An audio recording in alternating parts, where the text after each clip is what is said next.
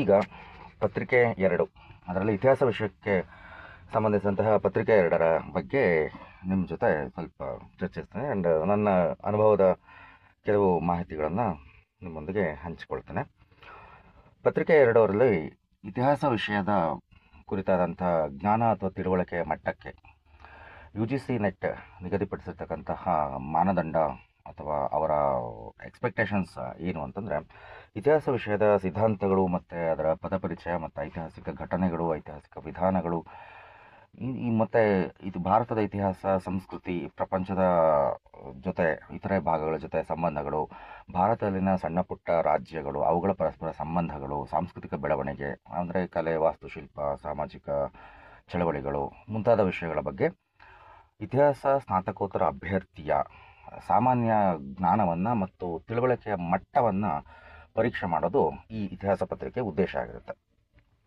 ಈ ಇತಿಹಾಸ ಪತ್ರಿಕೆಯಲ್ಲಿ ಒಟ್ಟು 10 ಘಟಕಗಳಿರುತ್ತೆ. ಪ್ರತಿಯೊಂದು ಘಟಕದಿಂದ ಕಡ್ಡಾಯವಾಗಿ 10 ಪ್ರಶ್ನೆಗಳು ಬರಬೇಕು ಅನ್ನೋ ನಿಬಂಧನೆ ಇಲ್ಲಿ ಇರೋದಿಲ್ಲ. ದಯವಿಟ್ಟು ಗಮನಿಸಿ, ಪತ್ರಿಕೆ 1ರಲ್ಲಿ ಪ್ರತಿ ಘಟಕದಿಂದ 5 ಪ್ರಶ್ನೆಗಳು ಕಡ್ಡಾಯವಾಗಿ ಬರುತ್ತವೆ ಮತ್ತು 6ನೇ ಪ್ರಶ್ನೆ ಬರುವುದಿಲ್ಲ ಅಥವಾ 4 ಪ್ರಶ್ನೆಗಳು ಇರುವುದಿಲ್ಲ. ಆದರೆ ಪತ್ರಿಕೆ 2 ನಿಮ್ಮ ಯಾವುದೇ ವಿಷಯ, ನಿರ್ದಿಷ್ಟವಾಗಿ ನನ್ನ ಇತಿಹಾಸ ವಿಷಯಕ್ಕೆ ಸಂಬಂಧಪಟ್ಟಂತೆ ಪ್ರತಿ ಘಟಕದಿಂದ 10 ಪ್ರಶ್ನೆಗಳು ಕಡ್ಡಾಯವಾಗಿ ಬರಬೇಕು ಎಂಬ ನಿಯಮ ನಿಬಂಧನೆ ಇರುವುದಿಲ್ಲ. ಪ್ರತಿ ಘಟಕದಿಂದ 8ರಿಂದ 12 ಪ್ರಶ್ನೆಗಳು ಅಥವಾ ಕೆಲವು ಘಟಕಗಳಿಂದ ಕೇವಲ 6 ಪ್ರಶ್ನೆಗಳು ಮಾತ್ರ ಬರುವ ಸಾಧ್ಯತೆಯೂ ಸಹ ಇರುತ್ತೆ. ಕನಿಷ್ಠ 6ರಿಂದ ಗರಿಷ್ಠ 13 ಪ್ರಶ್ನೆಗಳವರೆಗೆ ಪ್ರತಿಯೊಂದು ಘಟಕದಿಂದ ಪ್ರಶ್ನೆಗಳನ್ನು ಆಯ್ಕೆ ಮಾಡಬಹುದಾಗಿರುತ್ತೆ. ಘಟಕ 1, 2 ಮತ್ತು 3 ಈ ಮೊದಲ 3 ಘಟಕಗಳು ಭಾರತದ ಪ್ರಾಚೀನ ಇತಿಹಾಸದ ಬಗ್ಗೆ ಇರತಕ್ಕಂತಹ ಘಟಕಗಳಾಗಿವೆ. ಭಾರತದ ಇತಿಹಾಸ ಪೂರ್ವ ಕಾಲದಿಂದ 10ನೇ ಶತಮಾನದವರೆಗೆ, ಕ್ರಿಸ್ತಶಕ 1100ರವರೆಗಿನ ಬೆಳವಣಿಗೆಗಳನ್ನು ಈ ಮೊದಲ 3 ಘಟಕಗಳನ್ನು ನಾವು ಕಾಣಬಹುದಾಗಿದೆ. ಘಟಕ 1 ಇದರಲ್ಲಿ ಆಧಾರಗಳು, ಇತಿಹಾಸ ಪೂರ್ವಕಾಲ, ಹಳೆ ಶಿಲಾಯುಗ, ಮಧ್ಯಶಿಲಾಯುಗ, ನವಶಿಲಾಯುಗ, ತಾಮ್ರಯುಗ, ಕಬ್ಬಿಣದ ಯುಗ, ವೇದಗಳ ಕಾಲದ ನಾಗರಿಕತೆ, ಅದರ ಜೊತೆಗೆ ಸಿಂಧೂ ಬಯಲಿನ ನಾಗರಿಕತೆ, ಜನಪದಗಳು, ಕ್ರಿಸ್ತಪೂರ್ವ 6ನೇ ಶತಮಾನದವರೆಗಿನ ಭಾರತದಲ್ಲಿನ ವಿವಿಧ ಸಾಂಸ್ಕೃತಿಕ ಮತ್ತು ಐತಿಹಾಸಿಕ ಆಯಾಮಗಳನ್ನು ನಾವಿಲ್ಲಿ ಕಾಣಬಹುದಾಗಿದೆ. ವಿವಿಧ ಸಾಂಸ್ಕೃತಿಕ ಮತ್ತು ಐತಿಹಾಸಿಕ ಆಧಾರಗಳನ್ನು ಮತ್ತು ಆ ಬೆಳವಣಿಗೆಗಳನ್ನು ನಾವಿಲ್ಲಿ ಅಧ್ಯಯನ ಮಾಡಬೇಕಾಗತ್ತೆ.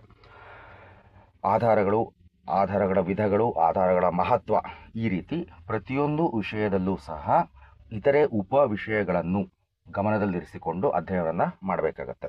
ಉದಾಹರಣೆಗೆ ಇತಿಹಾಸ ಪೂರ್ವಕಾಲದಲ್ಲಿ ಹಳೆ ಶಿಲಾಯುಗ, ನಡು ಶಿಲಾಯುಗ, ಬೃಹತ್ ಶಿಲಾಯುಗ, ಸೂಕ್ಷ್ಮ ಶಿಲಾಯುಗ, ಈ ರೀತಿಯಲ್ಲಿ ಪ್ರತಿಯೊಂದು ಅಂಶಗಳಿಗೆ ಸಂಬಂಧಿಸಿದಂತೆ ಸ್ಥಳಗಳು, ಅವುಗಳನ್ನು ಸಂಶೋಧನೆ ಮಾಡಿದವರು, ಅವು ಯಾವ ರೀತಿಯ ಸಂಸ್ಕೃತಿಗೆ ಸೇರಿದಂಥ ನಿವೇಶನಗಳಾಗಿವೆ ಮತ್ತು ಅವುಗಳ ಮಹತ್ವ ಏನು, ಈ ಥರದಲ್ಲಿ ಗಮನ ಕೊಡಬೇಕಾಗತ್ತೆ. ಅದೇ ರೀತಿ ಸಿಂಧು ನಾಗರಿಕತೆ ವಿಷಯ ಬಂದಾಗ ಸಿಂಧು ನಾಗರಿಕತೆಯ ಪ್ರಮುಖ ನಗರಗಳು, ಸಿಂಧು ನಾಗರಿಕತೆಯ ಲಕ್ಷಣಗಳು, ಸಿಂಧು ನಾಗರಿಕತೆಯ ಕೊಡುಗೆಗಳು ಮತ್ತು ಸಿಂಧು ನಾಗರಿಕತೆಯ ಇತರೆ ಸಾಮಾನ್ಯ ಅಂಶಗಳು ಅಂದರೆ ಸಮಾಜ, ಆರ್ಥಿಕತೆ, ಇತರೆ ನಾಗರಿಕತೆಗಳೊಂದಿಗೆ ಅವುಗಳ ಸಂಬಂಧ, ಇವುಗಳನ್ನು ಇಲ್ಲಿ ಪರಿಶೀಲನೆ ಮಾಡಬೇಕಾಗತ್ತೆ. ವೇದಗಳ ಕಾಲದ ನಾಗರಿಕತೆಯಲ್ಲಿ ಪೂರ್ವ ವೇದಗಳ ಕಾಲ ಮತ್ತು ನಂತರದ ವೇದಗಳ ಕಾಲ, ಇವುಗಳನ್ನು ಪ್ರತಿಯೊಂದು ಹಂತದಲ್ಲೂ ಕೂಡ ಆರ್ಥಿಕ, ಸಾಮಾಜಿಕ, ರಾಜಕೀಯ ಮತ್ತು ಸಾಂಸ್ಕೃತಿಕ ಅಂಶಗಳನ್ನು ಇಲ್ಲಿ ಗಮನಿಸಬೇಕಾಗತ್ತೆ. ಅದರ ಜೊತೆಗೆ ವೈದಿಕ ಕೃತಿಗಳು ಮತ್ತು ವೈದಿಕ ಕೃತಿಗಳಲ್ಲಿರ್ತಕ್ಕಂತಹ ಕೆಲವು ಪ್ರಮುಖ ಉಲ್ಲೇಖಗಳನ್ನು ಸಹ ಇಲ್ಲಿ ಅಧ್ಯಯನ ಮಾಡಬೇಕಾಗತ್ತೆ. ಅದೇ ರೀತಿ ಜನಪದಗಳು, ಮಹಾಜನಪದಗಳು, ಗಣರಾಜ್ಯಗಳು, ಈ ರೀತಿ ಕ್ರಿಸ್ತಪೂರ್ವ 6ನೇ ಶತಮಾನದಲ್ಲಿ ಇದ್ದಂತಹ ವ್ಯವಸ್ಥೆ ಏನಿದೆ, ಈ ವ್ಯವಸ್ಥೆಯ ಕುರಿತಾದಂತಹ ವಿಷಯಗಳನ್ನು ಇಲ್ಲಿ ಅಧ್ಯಯನಕ್ಕೊಳಪಡಿಸಬೇಕಾಗತ್ತೆ. ಕ್ರಿಸ್ತಪೂರ್ವ 6ನೇ ಶತಮಾನದಲ್ಲಿ ಆದಂತಹ ಒಂದು ಸಾಂಸ್ಕೃತಿಕ ಬದಲಾವಣೆ, ಜೈನ ಧರ್ಮ, ಬೌದ್ಧ ಧರ್ಮ, ಆಜೀವಕ, ಶಾಕ್ತ, ಈ ರೀತಿಯ ಸಾಮಾಜಿಕ ಮತ್ತು ಸಾಂಸ್ಕೃತಿಕ ಬದಲಾವಣೆಗಳು ಸಹ ಇದರಲ್ಲಿ ಕಂಡುಬರುತ್ತೆ. ಇದರಲ್ಲಿ ಅಧ್ಯಯನ ಮಾಡಬೇಕಾಗತ್ತೆ. ಅಂದರೆ ಮೊದಲ ಘಟಕ ಆರಂಭದಿಂದ ಕ್ರಿಸ್ತಪೂರ್ವ 6ನೇ ಶತಮಾನದವರೆಗೆ. ಮತ್ತೊಮ್ಮೆ, ಮೊದಲ ಘಟಕ ಆರಂಭದಿಂದ ಕ್ರಿಸ್ತಪೂರ್ವ 6ನೇ ಶತಮಾನದವರೆಗೆ. ಇನ್ನು 2ನೇ ಘಟಕದಲ್ಲಿ ಮಹಾಜನಪದಗಳ ಪೈಕಿ ಅತ್ಯಂತ ಸಮರ್ಥವಾಗಿ ಮತ್ತು ಅತ್ಯಂತ ವಿಶಾಲವಾಗಿ ಬೆಳೆದಂತಹ ಸಾಮ್ರಾಜ್ಯ ಅಂದರೆ ಅದು ಮಗಧ ಸಾಮ್ರಾಜ್ಯ. ಈ ಮಗಧ ಸಾಮ್ರಾಜ್ಯ ಯಾವ ರೀತಿ ಸ್ಥಾಪನೆಯಾಯಿತು, ಮಗಧದಲ್ಲಿ ಆಳ್ವಿಕೆ ಮಾಡದಂತಹ ಬೇರೆ ಬೇರೆ ರಾಜಮನೆತನಗಳು ಯಾವುವು, ನಂತರ ಮಗಧದ ಸಾಮ್ರಾಜ್ಯವನ್ನು ವಿಸ್ತರಿಸಿದಂತಹ ಮೌರ್ಯ ಸಾಮ್ರಾಜ್ಯ, ಮೌರ್ಯರ ನಂತರದ ಗ್ರೀಕರು, ಇಂಡೋ ಗ್ರೀಕರು ಅಥವಾ ಶಕ, ಕುಶಾನ ಮುಂತಾದಂತಹ ಪಾರ್ಥಿಯನ್ ಮುಂತಾದಂತಹ ರಾಜಮನೆತನಗಳು, ಅವರ ಸಾಂಸ್ಕೃತಿಕ ಅಂಶಗಳು. ಅದೇ ರೀತಿ ದಕ್ಷಿಣ ಭಾರತದಲ್ಲಿ ಶಾತವಾಹನರು, ಸಂಗಮ್ ಕಾಲದಲ್ಲಿ ಕಂಡುಬರ್ತಕ್ಕಂತಹ ಸಾಹಿತ್ಯ, ಸಂಗಮ್ ಕಾಲದ ರಾಜಕೀಯ ಮನೆತನಗಳು, ಸಂಗಮ್ ಕಾಲದ ಆರ್ಥಿಕ ಸ್ಥಿತಿ, ಸಂಗಮ್ ಕಾಲದ ಕೆಲವು ಪದಗಳು ಇವುಗಳ ಮೇಲೆ ಸಹ ಪ್ರಶ್ನೆಗಳನ್ನು ಕೇಳಲಾಗುತ್ತೆ. ನಂತರದಲ್ಲಿ ಗುಪ್ತರು ಹಾಗೂ ವಾಕಾಟಕರ ಅವಧಿ, ಹರ್ಷವರ್ಧನನ ಅವಧಿ. ಒಟ್ಟಾರೆ ಹೇಳೋದಾದರೆ ಈ ಎರಡನೇ ಘಟಕ ಏನಿದೆ, ಈ ಎರಡನೇ ಘಟಕ ಇದು ಕ್ರಿಸ್ತಪೂರ್ವ 6ನೇ ಶತಮಾನದಿಂದ ಕ್ರಿಸ್ತ ಶಕ 7ನೇ ಶತಮಾನದವರೆಗಿನ ಭಾರತದ ರಾಜಕೀಯ ಇತಿಹಾಸ, ಭಾರತದ ಸಾಂಸ್ಕೃತಿಕ ಇತಿಹಾಸ, ಸಮಾಜ, ಆರ್ಥಿಕತೆ, ಭಾರತದ ಮೇಲಾದಂತಹ ದಾಳಿಗಳು, ಭಾರತದ ವ್ಯಾಪಾರ, ವಾಣಿಜ್ಯ, ಈ ರೀತಿಯ ವಿಷಯಗಳನ್ನು ಇಲ್ಲಿ ಹೆಚ್ಚಾಗಿ ಗಮನಿಸ್ತೀವಿ. ಮತ್ತು ಇಲ್ಲಿ ಸೂಕ್ಷ್ಮವಾಗಿ ಸಿಲೆಬಸ್ನಲ್ಲಿ ವಿವರಿಸಲಾಗದ ಅಂಶಗಳನ್ನು ಅಧ್ಯಯನ ಮಾಡಬೇಕಾಗಿರೋದು ಯಾವುದು ಅಂತಂದರೆ ಸಂಗಮ್ ಯುಗ. ಸಂಗಮ್ ಯುಗ ಅನ್ನೋ ವಿಷಯದಲ್ಲಿ ನಾವು ಪಲ್ಲವ ವಂಶ, ಚೋಳ ವಂಶ ಮತ್ತು ಪಲ್ಲವರ ಕಾಲದ ಸಾಹಿತ್ಯ, ಸಂಗಮ್ ಕಾಲದ ಸಾಹಿತ್ಯ, ಸಂಗಮ್ ಕಾಲದ ರಾಜಕೀಯ ವ್ಯವಸ್ಥೆ, ಸಂಗಮ್ ಕಾಲದ ಸಾಮಾಜಿಕ ಮತ್ತು ಆರ್ಥಿಕ ವ್ಯವಸ್ಥೆಗಳು, ಅದರ ಜೊತೆಗೆ ಸಂಗಮ್ ಕಾಲದ ಧರ್ಮ, ಸಂಗಮ್ ಕಾಲದ ಕೆಲವು ಪದಗಳು, ಭೂಮಿ, ಕಂದಾಯ, ಸಮಾಜ, ಆರ್ಥಿಕತೆಗೆ ಸಂಬಂಧಪಟ್ಟಂತಹ ಕೆಲವು ಪದಗಳ ಮೇಲೆ ಹೆಚ್ಚಾಗಿ ಪ್ರಶ್ನೆಗಳನ್ನು ಕೇಳಲಾಗತ್ತೆ. ಇದನ್ನು ಸೂಕ್ಷ್ಮವಾಗಿ ಗಮನಿಸಿ, ಏಕೆಂದರೆ ನಮ್ಮ ಇತ್ತೀಚಿನ ಕೆಲವು ವಿಶ್ವವಿದ್ಯಾಲಯದ ಪಠ್ಯಕ್ರಮದಲ್ಲಿ ಸಂಗಮ್ ಯುಗ ಅನ್ನೋ ಅಧ್ಯಾಯ ಇಲ್ಲ. ಹೀಗಾಗಿ MA ಸ್ನಾತಕೋತ್ತರ ಪದವಿ ಪೂರೈಸಿದ್ರೂ ಸಹ ಸಂಗಮ್ ಯುಗದ ಬಗ್ಗೆ ನಮಗೆ ಮಾಹಿತಿ ಇರೋದಿಲ್ಲ. ಇದರಿಂದ ಪ್ರಶ್ನೆಗಳು ಬರೋ ಸಾಧ್ಯತೆ ಹೆಚ್ಚಾಗಿರುತ್ತೆ. ಇನ್ನು 3ನೇ ಘಟಕ ಅದು ಕ್ರಿಸ್ತಶಕ 7ನೇ ಶತಮಾನದಿಂದ 10ನೇ ಶತಮಾನದವರೆಗಿನ ಅವಧಿಯನ್ನು ಸೂಚಿಸುತ್ತೆ. 7ನೇ ಶತಮಾನದಿಂದ 10ನೇ ಶತಮಾನದ ಅವಧಿ ಸುಮಾರು 400 ವರ್ಷಗಳ ಅವಧಿ. ಸುಮಾರು 400 ವರ್ಷಗಳ ಅವಧಿ. ಮೊದಲನೇ ಘಟಕ ಆರಂಭದಿಂದ ಕ್ರಿಸ್ತಪೂರ್ವ 6ನೇ ಶತಮಾನ, ಎರಡನೇ ಘಟಕ 6ನೇ ಶತಮಾನದಿಂದ ಕ್ರಿಸ್ತಪೂರ್ವ 6ನೇ ಶತಮಾನದಿಂದ ಕ್ರಿಸ್ತಶಕ 7ನೇ ಶತಮಾನ, ಮೂರನೇ ಘಟಕ ಕ್ರಿಸ್ತಶಕ 7ನೇ ಶತಮಾನದಿಂದ 10ನೇ ಶತಮಾನ. ಕೇವಲ 400 ವರ್ಷಗಳ ಅವಧಿ ಆಗಿದ್ದರೂ ಸಹ ಇದರಲ್ಲಿ ಅಧ್ಯಯನ ಮಾಡಬೇಕಾಗಿರೋ ಅಂಶಗಳು ಸಾಕಷ್ಟಿವೆ. ಯಾಕೆಂದರೆ ಭಾರತವನ್ನು ನಾವು ಒಟ್ಟು 4 ಭಾಗಗಳಾಗಿ ಮಾಡ್ಕೋಬೇಕಾಗುತ್ತೆ. ಇಲ್ಲಿ ಭಾರತವನ್ನು 4 ಭಾಗಗಳಾಗಿ ಮಾಡ್ಕೋಬೇಕಾಗುತ್ತೆ. ದಕ್ಷಿಣ ಭಾರತ, ಪಶ್ಚಿಮ ಮತ್ತು ಮಧ್ಯ ಭಾರತ, ಉತ್ತರ ಭಾರತ ಮತ್ತು ಪೂರ್ವ ಭಾರತ, ಈ ರೀತಿ 4 ಭಾಗ ಮಾಡ್ಕೋಬೇಕು. ಈ 4 ಭಾಗಗಳಲ್ಲಿ ಕಂಡುಬರ್ತಕ್ಕಂತಹ ಪ್ರಾದೇಶಿಕ ಮನೆತನಗಳ ಬಗ್ಗೆ ಸಮಾನವಾಗಿ ಅಧ್ಯಯನ ಮಾಡಬೇಕು. ಉದಾಹರಣೆಗೆ ದಕ್ಷಿಣ ಭಾರತದ ರಾಜಕೀಯ ಮನೆತನಗಳು ಅನ್ನೋ ವಿಷಯ ಬಂದಾಗ ಶಾತವಾಹನ ಅವಧಿಯನ್ನು ನಾವೀಗಾಗಲೇ ಹಿಂದಿನ ಘಟಕದಲ್ಲಿ ಅಧ್ಯಯನ ಮಾಡಿರ್ತೀವಿ. ಈ ಘಟಕದಲ್ಲಿ ಗಂಗ, ಕದಂಬ, ಬಾದಾಮಿ ಚಾಲುಕ್ಯ, ರಾಷ್ಟ್ರಕೂಟ, ಕಲ್ಯಾಣ ಚಾಲುಕ್ಯ, ಕಲಚುರಿ, ಹೊಯ್ಸಳ, ಸೇವುಣ, ವಿಜಯನಗರ ಮತ್ತು ಬಹಮನಿ ಇವು ನಂತರದ ಘಟಕದಲ್ಲಿ ಬರುತ್ತೆ. ಹೊಯ್ಸಳರ ಅವಧಿಯವರೆಗೆ, ಗಂಗರ ಕಾಲದಿಂದ ಹೊಯ್ಸಳರ ಅವಧಿಯವರೆಗೆ ಬರೀ ಕರ್ನಾಟಕಕ್ಕೆ ಸಂಬಂಧಪಟ್ಟಂತೆ ಇಷ್ಟು ಮನೆತನಗಳ ಬಗ್ಗೆ ಅಧ್ಯಯನ ಮಾಡಬೇಕಾಗುತ್ತೆ. ಅದೇ ರೀತಿ ತಮಿಳುನಾಡಿಗೆ ಸಂಬಂಧಪಟ್ಟಂತೆ ಪಲ್ಲವ, ಚೋಳ, ಚೇರ, ಪಾಂಡ್ಯ, ತಮಿಳುನಾಡು ಮತ್ತು ಕೇರಳ ಸಂಬಂಧಪಟ್ಟಂತೆ ಇಷ್ಟು ಅಧ್ಯಯನ ಮಾಡಬೇಕಾಗುತ್ತೆ. ಇನ್ನು ಪೂರ್ವ ಭಾಗಕ್ಕೆ ಸಂಬಂಧಪಟ್ಟಂತೆ ಆಂಧ್ರದ ಪೂರ್ವದ ಚಾಲುಕ್ಯರು, ವಿಷ್ಣುಕುಂಡಿಗಳು, ಈ ರೀತಿ ಆಂಧ್ರದ ಪ್ರಾದೇಶಿಕ ರಾಜಮನೆತನಗಳನ್ನು ಅಧ್ಯಯನ ಮಾಡಬೇಕಾಗುತ್ತೆ. ಪಶ್ಚಿಮ ಮತ್ತು ಮಧ್ಯ ಭಾರತಕ್ಕೆ ಸಂಬಂಧಪಟ್ಟಂತೆ ಪಾಲ, ಗುಜರಾತಿನ ಚಾಲುಕ್ಯರು, ಈ ರೀತಿ ಪೂರ್ವ ಭಾರತಕ್ಕೆ ಸಂಬಂಧಪಟ್ಟಂತೆ ಪಾಲರು, ಪಶ್ಚಿಮ ಭಾರತದಲ್ಲಿ ಪ್ರತಿಹಾರರು, ಪೂರ್ವ ಭಾರತದಲ್ಲಿ ಪಾಲರು, ಮತ್ತು ಉತ್ತರ ಭಾರತದಲ್ಲಿ ರಜಪೂತ ಮನೆತನಗಳು. ಈ ರೀತಿ ಈ ಘಟಕದಲ್ಲಿ ಅಧ್ಯಯನ ಮಾಡತಕ್ಕಂತಹ ವಿಷಯಗಳು ಸಾಕಷ್ಟು ಇವೆ. ಇದರಲ್ಲಿ ಯಾವುದೂ ಕೂಡ ಮುಖ್ಯ ಅಲ್ಲ ಅಂತ ನೀವು ಅನ್ಕೋಬಾರ್ದು. ಅಂದರೆ ಉದಾಹರಣೆಗೆ ನಾವು ಕರ್ನಾಟಕದಲ್ಲಿದ್ದೀವಿ, ಹೀಗಾಗಿ ಕರ್ನಾಟಕಕ್ಕೆ ಸಂಬಂಧಪಟ್ಟಂತಹ ಪ್ರಶ್ನೆಗಳನ್ನು ಹೆಚ್ಚಾಗಿ ಕೇಳ್ತಾರೆ ಅನ್ನೋದಿಲ್ಲ. ಆದರೆ ಬೇರೆ ಪ್ರದೇಶದ ರಾಜಮನೆತನಗಳಿಗೆ ಹೋಲಿಕೆ ಮಾಡಿದಾಗ ಕರ್ನಾಟಕದ ರಾಜಮನೆತನಗಳಿಂದ ಒಂದು ಪ್ರಶ್ನೆ ಹೆಚ್ಚಾಗಿ ಬರ್ಬೋದು ಅಷ್ಟೇ.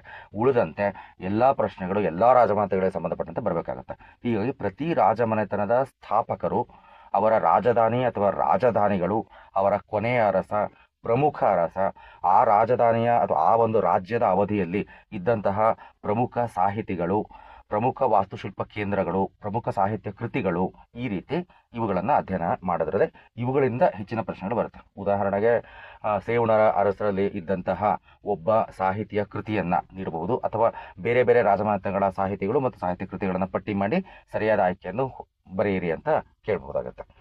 ಆ್ಯಂಡ್ ಇಲ್ಲಿಗೆ ಮೊದಲ 3 ಘಟಕಗಳಲ್ಲಿ ಪ್ರಾಚೀನ ಭಾರತದ ಇತಿಹಾಸವನ್ನು ಅಧ್ಯಯನ ಮಾಡ್ತೀವಿ. ಅದೇ ರೀತಿ ಮುಂದಿನ 3 ಘಟಕಗಳಲ್ಲಿ ಅಂದರೆ ಘಟಕ 4, 5 ಮತ್ತು 6 ಈ 3 ಘಟಕಗಳಲ್ಲಿ ಮಧ್ಯಕಾಲೀನ ಭಾರತದ ಇತಿಹಾಸವನ್ನು ಅಧ್ಯಯನ ಮಾಡಬೇಕಾಗತ್ತೆ. ಈ 3 ಘಟಕಗಳಲ್ಲೂ ಸಹ 10ನೇ ಶತಮಾನದಿಂದ 18ನೇ ಶತಮಾನದವರೆಗಿನ ವಿವಿಧ ಆಯಾಮಗಳನ್ನು ಇಲ್ಲಿ ಅಧ್ಯಯನ ಮಾಡ್ತವೆ. ಮೊದಲನೇ ಅಂದರೆ 4ನೇ ಘಟಕ. 4ನೇ ಘಟಕದಲ್ಲಿ ಮಧ್ಯಕಾಲೀನ ಭಾರತದ ಆಧಾರಗಳು, ದೆಹಲಿ ಸುಲ್ತಾನರ ವಿವಿಧ ಮನೆತನಗಳು, ಮೊಘಲರು, ವಿಜಯನಗರ, ಬಹಮನಿ, ಶಾಹಿ ಮನೆತನಗಳು, ಬಿಜಾಪುರ, ಬೀರಾರ್, ಗೋಲ್ಕೊಂಡ ಮುಂತಾದವು, ಮರಾಠರು, ಶಿವಾಜಿ ಮತ್ತು ಪೇಶ್ವೆಗಳ ನಂತರದಲ್ಲಿ ಈ ಒಂದು ಒಕ್ಕೂಟ, ಮರಾಠ ಒಕ್ಕೂಟ ಭಾಗ ಆಗಿತ್ತು. ಇಷ್ಟುರವರೆಗಿನ ರಾಜಕೀಯ ಬೆಳವಣಿಗೆಗಳಿಗೆ ಸಂಬಂಧಿಸಿದಂಥ ಅಂಶಗಳು ಅಂದರೆ ಯಾರು ಆಳ್ವಿಕೆ ಮಾಡಿದ್ರು, ಎಲ್ಲಿಂದ ಆಳ್ವಿಕೆ ಮಾಡಿದರು, ರಾಜಧಾನಿ, ಪ್ರಮುಖ ಯುದ್ಧಗಳು, ಪ್ರಮುಖ ಘಟನೆಗಳು, ಆಸ್ಥಾನಕ್ಕೆ ಭೇಟಿ ನೀಡಿದಂತಹ ರಾಯಭಾರಿಗಳು, ಅವರ ಕೃತಿಗಳು, ಇವುಗಳನ್ನು ಇಲ್ಲಿ ಅಧ್ಯಯನ ಮಾಡಬೇಕಾಗತ್ತೆ. ಘಟಕ 4ರಲ್ಲಿ ಇಷ್ಟು ಅಂಶಗಳನ್ನು ಅಧ್ಯಯನಕ್ಕೆ ಒಳಪಡಿಸಬೇಕಾಗತ್ತೆ. ಇನ್ನು ಘಟಕ 5ರಲ್ಲಿ ಇದೇ ಅವಧಿಯ ಅಂದರೆ ದೆಹಲಿ ಸುಲ್ತಾನರ ಅವಧಿಯಿಂದ ಮರಾಠ ಒಕ್ಕೂಟ ಅಥವಾ ಪಾಣಿಪಟ್ ಕದನ ನಾವೇನು ಹೇಳ್ತೀವಿ, 3ನೇ ಪಾಣಿಪಟ್ ಕದನ, ಅಲ್ಲಿಯವರೆಗಿನ ಆಡಳಿತ ವ್ಯವಸ್ಥೆ ಅಂದರೆ ದೆಹಲಿ ಸುಲ್ತಾನರ ಆಡಳಿತ ವ್ಯವಸ್ಥೆ, ಮೊಘಲರ ಆಡಳಿತ ವ್ಯವಸ್ಥೆ, ವಿಜಯನಗರದ ಆಡಳಿತ ವ್ಯವಸ್ಥೆ, ಬಹಮನಿಗಳ ಆಡಳಿತ ವ್ಯವಸ್ಥೆ, ಅದರಲ್ಲಿ ಪ್ರಮುಖ ವ್ಯಕ್ತಿಗಳು ಉದಾಹರಣೆಗೆ ಶೇರ್ ಶಾ, ಅಕ್ಬರ್ ತಂದಂಥ ಬದಲಾವಣೆಗಳು, ಅಲಾವುದ್ದೀನ್ ಖಿಲ್ಜಿ ಸ್ಥಾಪಿಸಿದಂತಹ ಇಲಾಖೆಗಳು, ಫಿರೋಜ್ ಶಾ ತುಘಲಕ್ನ ಕಾಲದಲ್ಲಿ ಆದಂತಹ ಬದಲಾವಣೆಗಳು, ಅದೇ ರೀತಿಯಲ್ಲಿ ಮೊಹಮ್ಮದ್ ಗವಾನ್ ಅವಧಿಯಲ್ಲಿ ತಂದಂತಹ ಪ್ರಾದೇಶಿಕ ವಿಭಾಗ, ಈ ರೀತಿ ಬೇರೆ ಬೇರೆ ಆಡಳಿತದ ಬೇರೆ ಬೇರೆ ಅಂಶಗಳನ್ನು ನಾವು ನೆನಪಿಟ್ಕೊಳ್ಬೇಕಾಗತ್ತೆ. ಅದರ ನಂತರದಲ್ಲಿ ಈ ಒಂದು ಅವಧಿಯ ಆರ್ಥಿಕತೆಯಲ್ಲಿ ಕೃಷಿ, ಕೈಗಾರಿಕೆ, ವ್ಯಾಪಾರ, ವಾಣಿಜ್ಯ, ವಿದೇಶಿ ವ್ಯಾಪಾರ, ತೆರಿಗೆಗಳು, ಕಂದಾಯಗಳು, ಬೇರೆ ಬೇರೆ ರಾಜ್ಯಗಳೊಂದಿಗೆ ಇರ್ತಕ್ಕಂಥ ಆಮದು ರಫ್ತುಗಳು, ವ್ಯಾಪಾರದಲ್ಲಿ ಇದ್ದಂತಹ ಇತರೆ ಶತ್ರುಗಳು ಮತ್ತು ಮಿತ್ರರು, ಇದಕ್ಕೆ ಸಂಬಂಧಿಸಿದಂತಹ ಸಮಗ್ರ ಮಾಹಿತಿಯನ್ನು ಇಲ್ಲಿ ಕಲೆ ಹಾಕಿ ಅಧ್ಯಯನಕ್ಕೆ ಒಳಪಡಿಸಬೇಕಾಗತ್ತೆ. ಸೊ ಘಟಕ 5ರಲ್ಲಿ ನಾವು ದೆಹಲಿ ಸುಲ್ತಾನರ ಅವಧಿಯಿಂದ ಮರಾಠರ ಒಕ್ಕೂಟಗಳ ಅವಧಿಯವರೆಗಿನ ಪೊಲಿಟಿಕೋ ಆ್ಯಂಡ್ ಎಕನಾಮಿಕ್ ಹಿಸ್ಟ್ರಿ, ರಾಜಕೀಯ ಮತ್ತು ಆರ್ಥಿಕ ಇತಿಹಾಸವನ್ನು ನಾವಿಲ್ಲಿ ಗಮನಿಸ್ತೇವೆ. ರಾಜಕೀಯ ಮತ್ತು ಆರ್ಥಿಕ ಇತಿಹಾಸವನ್ನು ಈ ಒಂದು 4ನೇ ಘಟಕದಲ್ಲಿ ನಾವು ಗಮನಿಸ್ತೇವೆ. ಅದೇ ರೀತಿ 5ನೇ ಘಟಕದಲ್ಲಿ, ಅದೇ ರೀತಿ 6ನೇ ಘಟಕದಲ್ಲಿ ದೆಹಲಿ ಸುಲ್ತಾನರ ಅವಧಿಯಿಂದ ಮರಾಠ ಒಕ್ಕೂಟಗಳ ಅವಧಿಯವರೆಗಿನ ಸುಮಾರು 800 ವರ್ಷಗಳ ಅವಧಿಯ ಸಮಾಜ ಮತ್ತು ಸಾಂಸ್ಕೃತಿಕ ಅಂಶಗಳನ್ನು ನಾವಿಲ್ಲಿ ಗಮನಿಸ್ತೇವೆ. ಸಮಾಜ ಮತ್ತು ಸಾಂಸ್ಕೃತಿಕ ಅಂಶಗಳು ಅಂದರೆ ಈ ಒಂದು ಅವಧಿಯಲ್ಲಿ ದೆಹಲಿ ಸುಲ್ತಾನರ ಅವಧಿಯಿಂದ ದೆಹಲಿ ಸುಲ್ತಾನರು, ಮೊಘಲರು, ವಿಜಯನಗರ, ಬಹಮನಿ, ಶಾಹಿ ಅರಸರು, ಮರಾಠರು, ಪೇಶ್ವೆಗಳನ್ನು, ಶಿವಾಜಿ, ಪೇಶ್ವೆ ಮತ್ತು ಮರಾಠ ಒಕ್ಕೂಟಗಳು, ಈ ವಿಶಾಲವಾದಂತಹ ಅವಧಿಯಲ್ಲಿ ಆದಂತಹ ಸಾಮಾಜಿಕ ಸುಧಾರಣಾ ಚಳವಳಿಗಳು, ಪ್ರಮುಖ ಸಮಾಜ ಸುಧಾರಕರು, ಅವರ ಕೃತಿಗಳು, ಅವರ ಕ್ಷೇತ್ರ, ಸ್ಥಳ, ಅವರು ಯಾವ ಪಂಥಕ್ಕೆ ಸೇರಿದಂಥವರು, ಅದರ ಜೊತೆಗೆ ಸೂಫಿ ಪಂಥ, ಪ್ರಮುಖ ಸೂಫಿ ನೆಲೆಗಳು ಎಲ್ಲಿದ್ದಾವೆ, ಯಾವ ಸೂಫಿ ಪಂಥ ಎಲ್ಲಿ ನೆಲೆಯಾಗಿದೆ, ಪ್ರಮುಖ ಸೂಫಿ ಸಂತರ ಯಾರು, ಈ ರೀತಿಯಲ್ಲಿ ಸಾಮಾಜಿಕ ಸುಧಾರಣೆಗೆ ಸಂಬಂಧಪಟ್ಟಂತಹ ಪ್ರಶ್ನೆಗಳು ಅಥವಾ ಈ ಒಂದು ಕ್ಷೇತ್ರದಿಂದ 1 ಅಥವಾ 2 ಪ್ರಶ್ನೆಗಳು ಸಾಮಾನ್ಯವಾಗಿ ಕಂಡುಬರುತ್ತೆ. ಇದು ಒಂದು ಸೂಫಿ ಪಂಥಗಳು, ಸಾಮಾಜಿಕ ಸುಧಾರಣೆಗಳು. ಅದಾದ ಮೇಲೆ ಸಾಮಾಜಿಕ ವ್ಯವಸ್ಥೆ, ಸಮಾಜದಲ್ಲಿದ್ದಂತಹ ಆಚರಣೆಗಳು, ಸಾಮಾಜಿಕ ನಿರ್ಬಂಧಗಳು, ಸಾಮಾಜಿಕ ಬೆಳವಣಿಗೆ, ಶಿಕ್ಷಣ, ವಿದ್ಯಾಭ್ಯಾಸ, ಮಹಿಳೆಯರ ಸ್ಥಿತಿಗತಿ, ಅದೇ ರೀತಿ ಪ್ರಮುಖವಾದಂತಹ ಹಬ್ಬ ಆಚರಣೆಗಳು, ಇಂತಹ ಅಂಶಗಳನ್ನು ಇಲ್ಲಿ ನಾವು ಅಧ್ಯಯನ ಮಾಡಬೇಕಾಗತ್ತೆ. ಇನ್ನು ಸಾಂಸ್ಕೃತಿಕ ವಿಚಾರಗಳಲ್ಲಿ ಕಲೆ, ವಾಸ್ತುಶಿಲ್ಪ, ಸಂಗೀತ, ನೃತ್ಯ ಕಲೆ ಮುಂತಾದಂತಹ ವಿಚಾರಗಳ ಬಗ್ಗೆ ನಾವು ಗಮನ ಕೊಡಬೇಕಾಗತ್ತೆ. ಈ ವಿಷಯಗಳು ಏನಿದ್ದಾವೆ, ಇನ್ನು ಘಟಕ 6ರಲ್ಲಿ ಇರ್ತಕ್ಕಂಥ ವಿಷಯಗಳು ನಮಗೆ ಉತ್ತರ ಭಾರತ ಮತ್ತು ದಕ್ಷಿಣ ಭಾರತ, ಪೂರ್ವ ಭಾರತ ಮತ್ತು ಪಶ್ಚಿಮ ಭಾರತ ಈ ರೀತಿ ವಿಭಾಗ ಮಾಡಿಕೊಂಡು ಗಮನಿಸಿದ್ರೆ ಸೂಕ್ತ ಅನ್ನೋದು ನನ್ನ ಒಂದು ಅನುಭವ ಮತ್ತು ಅಭಿಪ್ರಾಯ. ಇನ್ನು ಘಟಕ 7, 8 ಮತ್ತು 9 ಇದನ್ನು ನಾವು ಸರಳವಾಗಿ ಆಧುನಿಕ ಭಾರತದ ಇತಿಹಾಸ ಅಂತ ಕರಿಬೋದು. ಘಟಕ 7, 8, 9. ಸೊ ನಾನು ರಿಪೀಟ್ ಮಾಡ್ತೇನೆ. ಘಟಕ 1, 2 ಮತ್ತು 3 ನಾವು ಪ್ರಾಚೀನ ಭಾರತದ ಇತಿಹಾಸ ಅಂತ ಕರಿಬಹುದು. 4, 5 ಮತ್ತು 6 ಮಧ್ಯಕಾಲೀನ ಭಾರತದ ಇತಿಹಾಸ ಅನ್ಬಹುದು. ಘಟಕ 7, 8 ಮತ್ತು 9 ನಾವು ಆಧುನಿಕ ಭಾರತದ ಇತಿಹಾಸ ಅಂತ ಕರೀಬಹುದು. ಈ ಆಧುನಿಕ ಭಾರತ ಇತಿಹಾಸದಲ್ಲಿ 7ನೇ ಘಟಕದಲ್ಲಿ ನಾವು 7ನೇ ಘಟಕದಿಂದ 8, 9 ಈ 3 ಘಟಕಗಳಲ್ಲಿ ಬಹುತೇಕ ಆರಂಭದಿಂದ 1990ರವರೆಗೆ, ಆರಂಭದಂದರೆ ಆಧುನಿಕ ಭಾರತದ ಆರಂಭದಿಂದ, ಉದಾಹರಣೆಗೆ 1761ರಿಂದ 1761ರಿಂದ 1857ರ ದಂಗೆ, ಈ ರೀತಿ ಸಾಮಾನ್ಯವಾಗಿ ನಾವು ಪತ್ರಿಕೆಗಳು ಓದ್ಕೊಳ್ತಾ ಬರ್ತೀವಿ. ನೀವು ಆ ಥರ ಸ್ಪ್ಲಿಟ್ ಮಾಡ್ಕೋಬೇಡ್ರಿ. ಆಧುನಿಕ ಭಾರತ ಅಂದರೆ ಹೆಚ್ಚು ಕಡಿಮೆ 1761ರಿಂದ 1920 ಇಲ್ಲಿವರೆಗೆ ಒಂದೇ ಹಂತ ಅಂತ ನಾವು ಪರಿಗಣಿಸಬಹುದು. ಇದನ್ನು ಈ ಅಂಶಗಳು, ಈ 3 ಘಟಕಗಳು ಬಂದು ಹೋಗುತ್ತೆ. 7ನೇ ಘಟಕದಲ್ಲಿ ಆಧುನಿಕ ಭಾರತದ ಇತಿಹಾಸದ ಆಧಾರಗಳು ಆ್ಯಂಡ್ ಬ್ರಿಟಿಷು ಮತ್ತು ಇತರೆ ಯುರೋಪಿಯನ್ನರು ಭಾರತಕ್ಕೆ ಬಂದಿದ್ದು, ಬ್ರಿಟಿಷರ ಪ್ರಮುಖ ನೆಲೆಗಳು, ಪ್ರಮುಖ ಯುದ್ಧಗಳು, ಭಾರತದಲ್ಲಿ ಬ್ರಿಟಿಷ್ ಸಾಮ್ರಾಜ್ಯ ಮತ್ತು ಅದರ ಆಧಿಪತ್ಯ ಯಾವ ರೀತಿ ವಿಸ್ತರಣೆ ಆಗ್ತಾ ಬಂತು, ಅದಕ್ಕಾಗಿ ಅವರು ಅನುಸರಿಸಿದಂತಹ ನೀತಿಗಳು, ದೇಶೀಯ ಅರಸರೊಂದಿಗೆ ಸಂಬಂಧಗಳು, ಅದರ ಜೊತೆಗೆ 1857ರ ದಂಗೆ ಮತ್ತು ಬ್ರಿಟಿಷರ ಆಡಳಿತಾತ್ಮಕ ಅಂಶಗಳು, ಅಂದರೆ ಬ್ರಿಟಿಷರು ಭಾರತದಲ್ಲಿ ಜಾರಿಗೊಳಿಸಿದಂತಹ ಆಡಳಿತಾತ್ಮಕ ನೀತಿಗಳು, ಅದು ಭೂಕಂದಾಯ ಪದ್ಧತಿ ಇರ್ಬೋದು, ಪೊಲೀಸ್ ಆಗಿರ್ಬೋದು, ನ್ಯಾಯಾಂಗ ಆಗಿರ್ಬೋದು, ಈ ರೀತಿ ಬ್ರಿಟಿಷ್ ಆಡಳಿತ ಅಂತ ಏನು ಕರಿತೀವಿ, ಬ್ರಿಟಿಷ್ ಆಡಳಿತದ ವಿವಿಧ ಆಯಾಮಗಳು, ಸಂವಿಧಾನಾತ್ಮಕ ಬೆಳವಣಿಗೆ, ಇಷ್ಟು ಅಂಶಗಳನ್ನು ಘಟಕ 7ರಲ್ಲಿ ನೋಡ್ಕೋಬೇಕು. ಅಂದರೆ ಆಧುನಿಕ ಭಾರತದ ಪ್ರಮುಖ ಬೆಳವಣಿಗೆಗಳನ್ನು ನಾವು ಘಟಕ 7ರಲ್ಲಿ ಕಾಣ್ತೇವೆ. ಅದೇ ರೀತಿ ಆಧುನಿಕ ಭಾರತಕ್ಕೆ ಸಂಬಂಧಪಟ್ಟಂತೆ ಆರ್ಥಿಕ ಅಂಶಗಳು, ಅಂದರೆ ಕೃಷಿ, ಕೈಗಾರಿಕೆ, ಕುಶಲಕಲೆಗಳು, ವ್ಯಾಪಾರ, ವಾಣಿಜ್ಯ, ತೆರಿಗೆ, ಬ್ರಿಟಿಷರ ಆರ್ಥಿಕ ನೀತಿ, ಬ್ರಿಟಿಷರ ಹಣಕಾಸು ನೀತಿ, ಬ್ರಿಟಿಷ್ ಭಾರತದ ಸುಧಾರಣೆಗಳು ಮುಂತಾದ ಅಂಶಗಳು ಘಟಕ 8ರಲ್ಲಿ ಚರ್ಚೆ ಆಗುತ್ತೆ. ಬ್ರಿಟಿಷರ ವ್ಯಾಪಾರಕ್ಕೆ ಸಂಬಂಧಪಟ್ಟಂತೆ ಅನುಸರಿಸಿದ ನೀತಿಗಳು, ಪೈಪೋಟಿಗಳು ಮತ್ತು ಸುಧಾರಣೆಗಳು, ಯಾವ ಗವರ್ನರ್ ಜನರಲ್ ಅವಧಿಯಲ್ಲಿ ಯಾವ ರೀತಿಯ ಸುಧಾರಣೆಗಳನ್ನು ಅಥವಾ ನೀತಿಗಳನ್ನು ಕೈಗೊಳ್ಳಲಾಯಿತು ಆರ್ಥಿಕವಾಗಿ ಅನ್ನೋದನ್ನು ನಾವಿಲ್ಲಿ ನೋಡಬೇಕಾಗತ್ತೆ. ಇಷ್ಟು ಆರ್ಥಿಕ ಅಂಶಗಳನ್ನು ಈ ಘಟಕದಲ್ಲಿ ಗಮನಿಸಿದ ನಂತರ ಇದೇ ಘಟಕದಲ್ಲಿ ಬ್ರಿಟಿಷ್ ಆಡಳಿತಕ್ಕೆ ಭಾರತೀಯರಿಂದ ವ್ಯಕ್ತವಾದಂತಹ ಪ್ರತಿಕ್ರಿಯೆಯನ್ನು ಕೂಡ ನಾವಿಲ್ಲಿ ಅಧ್ಯಯನ ಮಾಡ್ತೇವೆ. ಅಂದರೆ ಬುಡಕಟ್ಟು ಮತ್ತು ರೈತರ ಚಳವಳಿಗಳು, ದಂಗೆಗಳು, ಶಿಕ್ಷಣದಲ್ಲಿ ಬ್ರಿಟಿಷರು ಜಾರಿಗೆ ತಂದಂತಹ ಸುಧಾರಣೆಗಳು, ಸಾಮಾಜಿಕ ಸುಧಾರಣಾ ಚಳವಳಿಗಳು, ಪತ್ರಿಕೋದ್ಯಮ, ಬರಗಾಲ ನೀತಿ, ಕೃಷಿಯ ವಾಣಿಜ್ಯೀಕರಣ, ಈ ರೀತಿಯ ಸಾಕಷ್ಟು ಅಂಶಗಳನ್ನು ಈ ಘಟಕ 8ರಲ್ಲಿ ನಾವು ಅಧ್ಯಯನ ಮಾಡಬೇಕಾಗತ್ತೆ.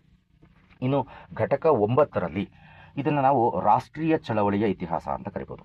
ಘಟಕ 9 ರಾಷ್ಟ್ರೀಯ ಚಳವಳಿಯ ಇತಿಹಾಸ ಅಂತ ಕರಿಬೋದು.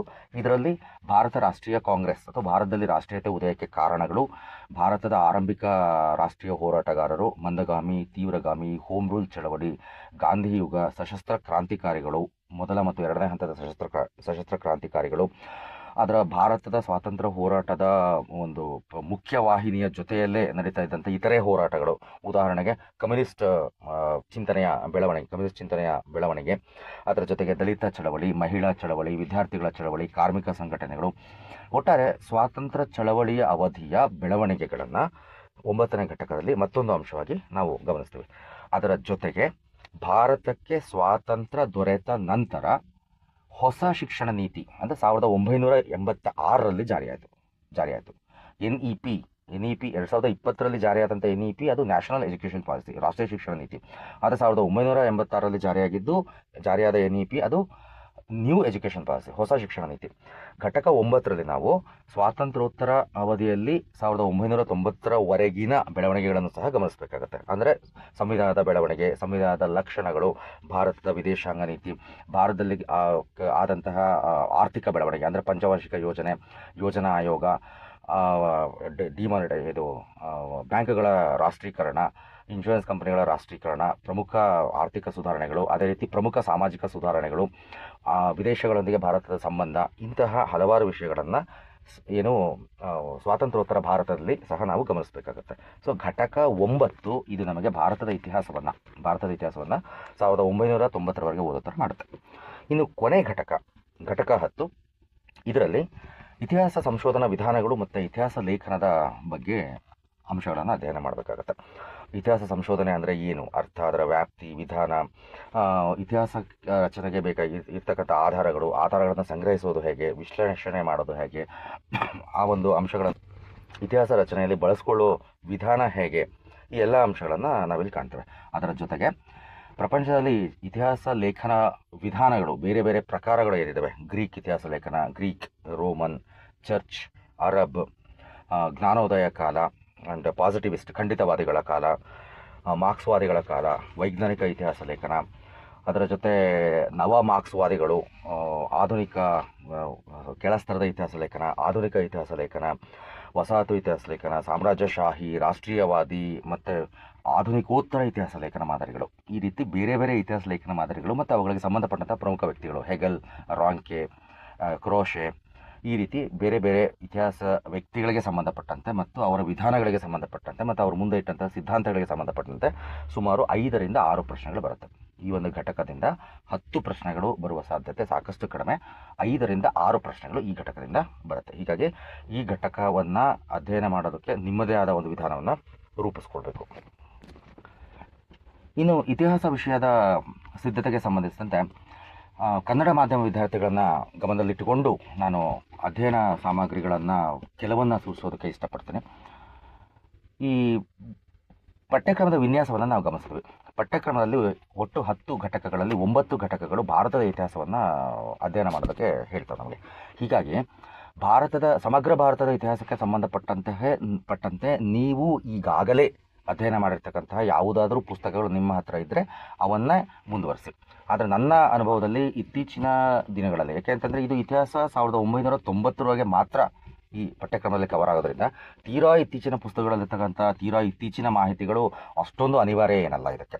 ಹೀಗಾಗಿ ನನ್ನ ಅಭಿಪ್ರಾಯದಲ್ಲಿ ಕೆ.ಎನ್. ಅಶ್ವತ್ಥಪ್ಪ ಅವರ ಸಮಗ್ರ ಭಾರತದ ಇತಿಹಾಸ ಅಥವಾ ಕೆ. ಸದಾಶಿವ ಅವರ ಸಮಗ್ರ ಭಾರತದ ಇತಿಹಾಸ ಮತ್ತು ಟಿ.ಜಿ. ಚಂದ್ರಶೇಖರಪ್ಪ ಅವರ ಸಮಗ್ರ ಭಾರತ ಇತಿಹಾಸ, ಈ ಕೃತಿಗಳನ್ನು ಪರಾಮರ್ಶನ ಮಾಡಬಹುದು. ಆದರೆ ಒಂದು ಸಲಹೆ ನಾನು ಕೊಡೋದು, ನೀವು ನಿರೂಪಣಾ ವಿಧಾನವನ್ನು ಗಮನಿಸಿ. ಯಾವ ನಿರೂಪಣಾ ವಿಧಾನ ನಿಮಗೆ ಓದೋದಕ್ಕೆ ಅತ್ಯಂತ ಆಪ್ತ ಅಂತ ಅನಿಸುತ್ತೋ ಆ ಪುಸ್ತಕವನ್ನು ಫಾಲೋ ಮಾಡಿ. Example, KN. ಅಶ್ವತ್ಥಪ್ಪ ಅವರ ಪುಸ್ತಕದಲ್ಲಿ ಯಾವುದಾದ್ರೂ ವಿಷಯವನ್ನು ನಿರೂಪಣೆ ಮಾಡಬೇಕಾದ್ರೆ ಆ ವಿಷಯಕ್ಕೆ ಸಂಬಂಧಪಟ್ಟಂತೆ ಹೆಡ್ಡಿಂಗ್ಗಳನ್ನು ಕೊಟ್ಟು ಅಂಶಗಳನ್ನು ಪಾಯಿಂಟ್ ಥರ ಕೊಡ್ತಾ ಹೋಗಿದ್ದಾರೆ.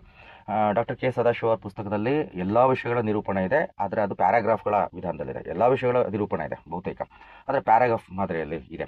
ಇನ್ನು ಟಿ.ಜಿ. ಚಂದ್ರಶೇಖರಪ್ಪ ಅಥವಾ ಇತ್ತೀಚಿನ ಬೇರೆ ಬೇರೆ ಇತಿಹಾಸ ಕೃತಿಗಳನ್ನು ಗಮನಿಸಿದಾಗ ಅವ್ರದ್ದೇ ಆದ ಶೈಲಿಯನ್ನು ಅವರು ಅನುಸರಿಸಿರ್ತಾರೆ. ಲೇಖಕರು ಅವ್ರದ್ದೇ ಆದ ಶೈಲಿಯನ್ನು ಅನುಸರಿಸಿರ್ತಾರೆ. ಹೀಗಾಗಿ ನಿಮಗೆ ಯಾವ ಪುಸ್ತಕ ಕನ್ವೀನಿಯೆಂಟ್ ಅಂತ ಅನಿಸುತ್ತೋ ಅದನ್ನು ಫಾಲೋ ಮಾಡಿ. ಇದು ನನ್ನ ಒಂದು ಅಭಿಪ್ರಾಯ ಕನ್ನಡದಲ್ಲಿ ಪರೀಕ್ಷೆಗೆ ಸಿದ್ಧತೆ ಮಾಡ್ಕೊಳ್ಳೋದಕ್ಕೆ. ಇನ್ನು ಕನ್ನಡದಲ್ಲಿ ಘಟಕ 10ಕ್ಕೆ ಸಂಬಂಧಪಟ್ಟಂತೆ ನೀವು ಅಧ್ಯಯನ ಮಾಡೋದಾದರೆ ಎಂ.ಬಿ. ಪದ್ಮ ಅವ್ರು ಬರೆದಿರ್ತಕ್ಕಂಥ ಇತಿಹಾಸ ಲೇಖನ ಮತ್ತು ಇತಿಹಾಸ ಸಂಶೋಧನಾ ವಿಧಾನಗಳು ಮತ್ತು ಇತಿಹಾಸ ಲೇಖನ ಇದನ್ನು ಪರಾಮರ್ಶೆ ಮಾಡ್ಬೋದು. ಇದರ ಜೊತೆಗೆ ಕರ್ನಾಟಕ ರಾಜ್ಯ ಮುಕ್ತ ವಿಶ್ವವಿದ್ಯಾಲಯದಿಂದ ಸಿಗ್ತಕ್ಕಂಥ ಅಧ್ಯಯನ ಸಾಮಗ್ರಿ ಏನಿದೆ ಇತಿಹಾಸ ಸಂಶೋಧನಾ ವಿಧಾನಕ್ಕೆ ಸಂಬಂಧಪಟ್ಟಂತೆ ಅದನ್ನು ಕೂಡ ನೀವು ಪರಾಮರ್ಶೆ ಮಾಡಬಹುದು. ಇದು ಕನ್ನಡದಲ್ಲಿ.